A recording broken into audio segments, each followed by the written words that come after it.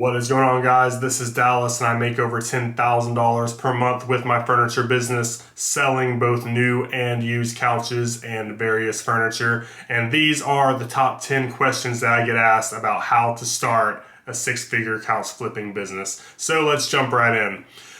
Question number one, where do I find good couches to flip? So if you've watched any of my other videos before, this is what I preach.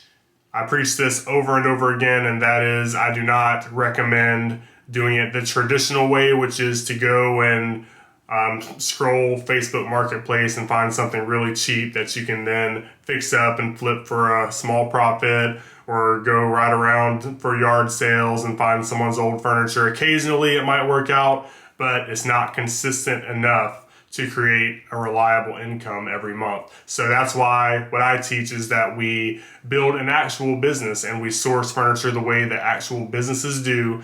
That way we know how much we're getting, we know exactly which furniture we're getting, we know the condition that it's in, and we know how much profit we can generate reliably every single shipment.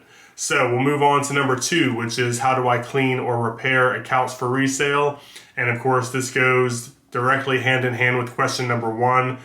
Typically, any used furniture that I get is in pretty good condition, so it will only require that I steam clean a little bit and, iron out some wrinkles, hand clean, spot clean a little bit of dirt, and otherwise any damages like nicks on the furniture, it simply reflects in the price. So people know that they're getting used furniture and we can just price accordingly, and that way we just have less work on the front end, but we still make a sizable profit on the back end.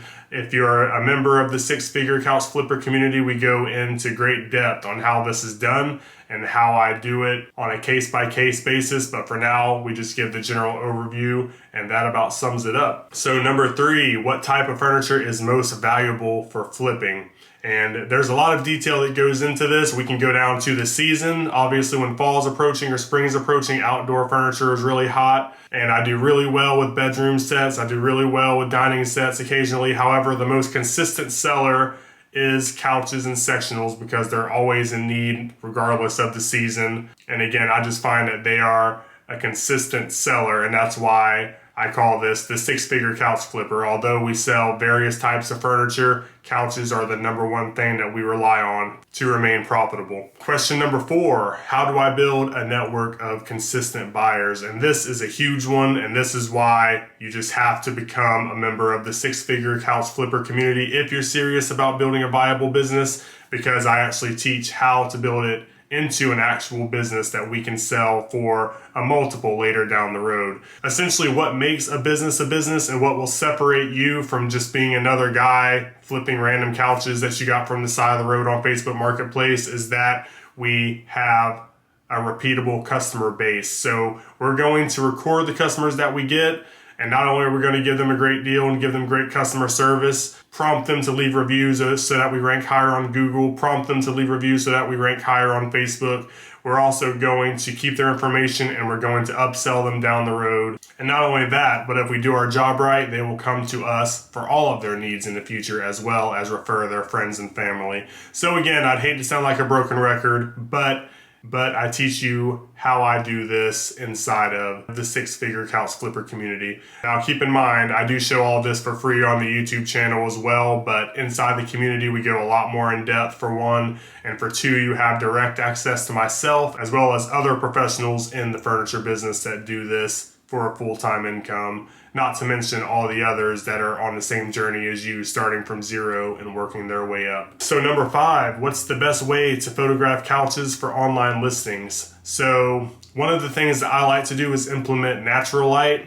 Dark pictures just do not look good in any context. You can't see the texture of the furniture. It makes it look kind of scammy, like you're trying to hide something. But my photos that have a lot of natural light in them separate themselves from other listings almost instantaneously because, again, it's bright, it's sunny, it's just more appealing than a lot of the other posts that haven't had any thought into them whatsoever. So keep that in mind when you're posting photographs for your listings. Number six, which platforms are best for selling couches? So Facebook Marketplace is the easiest and it's the most reliable for me. I get consistent customers from Facebook Marketplace, and again, it's usually the first place I post used furniture. So You can make a full-time living just off of Facebook Marketplace if we do the rest of these steps right. Number 7, how do I price my couches for maximum profit? The way I do it is that when we go to source our furniture in the bidding system, when you see me review the auctions inside the community, you can see essentially the retail price of what all of the furniture is worth. And so how I go about sizing up whether or not I'm going to go after this shipment in particular is I cut that retail price in half, and I can generally expect to make about half of what the retail price is, as long as I do my due diligence and do proper research into verifying that the couches are in great condition. But just keep in mind the 50% of retail rule is a general rule that has worked consistently in the past for me on whether or not I can expect to make a profit. Number 8, how can I make the delivery process more efficient? In the beginning, I did all of my deliveries myself. In order to do deliveries yourself effectively, if you have a pickup truck, this will be awesome because you don't have to go and rent the truck. You don't have to put a lot of thought or a lot of logistics planning into making sure the customer gets their furniture when they want it. So if you don't have a truck and you're just starting out, and you don't have the profits to do, which is what I do now, I outsource essentially all of my deliveries unless we're in a tough spot. I have a reliable person that can do all of them for me. So it would be wise of you to partner up with someone if you know someone with a truck or a trailer, because that partnership will come in handy. But otherwise, set clear expectations with the customer that they can either pick it up for a discount, which I've had a lot of success with. That way you eliminate delivery completely. Or B, let them know that you can deliver it as soon as you can get a truck. Number 9, what should I look for when inspecting a used couch before buying? So certainly, again, when we source our shipments in the auction bidding system that we review, both within the community and on my YouTube channel, I always look for shipments that have the most pictures. The more the merrier. You want to know exactly what you're getting. And we want to look out for the way that things are being stacked, because during transit, when these get loaded onto a truck and they're shifting around, you can tell just by looking at the pallet if it's not stacked right, if you know what to look for.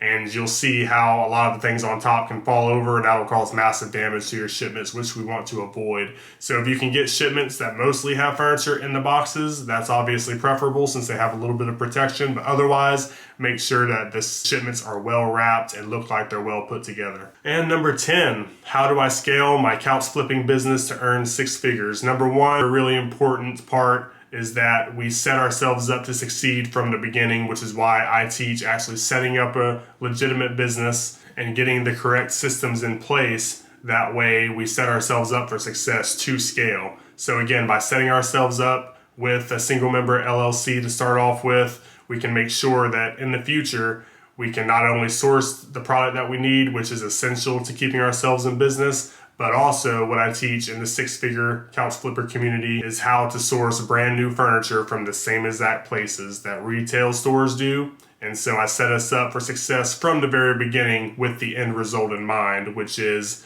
we're going for broke in the furniture business. We want to be able to compete with the actual large furniture retailers out there, because that's where the big money starts to come in, at least for me in my business. And not only that, when I set myself up for success from the beginning and I record all my profits, my losses, I understand who my customer base is, I understand which product sells the best. That means 5 years down the road, when I have all this recorded in my business, we can sell this to other interested parties for a large multiple. And that's what it's all about, is being able to exit a business profitably if you want to, or of course, hold on to it long term. So I hope you've gotten a lot of value out of this. Join the 6-figure community at school.com/the6figurecouchflipper. I'll also leave the link below to the YouTube channel where I go step by step how I started, how we formed a business, how we source the furniture, and how we sell the furniture as a beginner. So that's all we have for today. Thanks for watching, and I'll see you in the next one.